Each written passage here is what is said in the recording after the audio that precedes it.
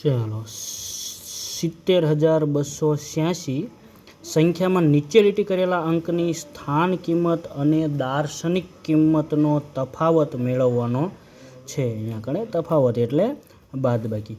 પહેલાં તો આપણે સ્થાન કિંમત લખશું, 2ની સ્થાન કિંમત.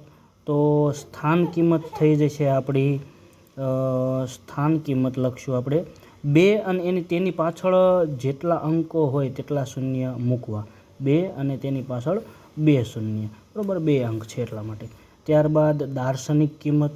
તો દાર્શનિક કિંમત વાત કરી હતી આગળ કે દાર્શનિક કિંમત જે દ્રશ્યમાન છે, જે દેખાય છે તે. તો 2 રહ્યા એ 2 જ દેખાય છે, તો તે થઈ જશે 2. હવે આનો તફાવત મેળવવા માટે શૂન્યમાંથી 2 જાય નહીં, 10 કો લેવો પડે. 10 કો લે, અહીંયા તે નહીં 9 થઈ જશે, અહીંયા થઈ જશે 1 અને અહીંયા મળી જશે 10. 10માંથી 2 જાય તો 8, 9ના 9, 1નો 1. એટલે ત્યારબાદ આપણને તફાવત મળી જશે. તફાવત આપણો થઈ જશે 198. 2ની દાર્શનિક કિંમત અને સ્થાન કિંમતનો તફાવત થઈ જશે 198.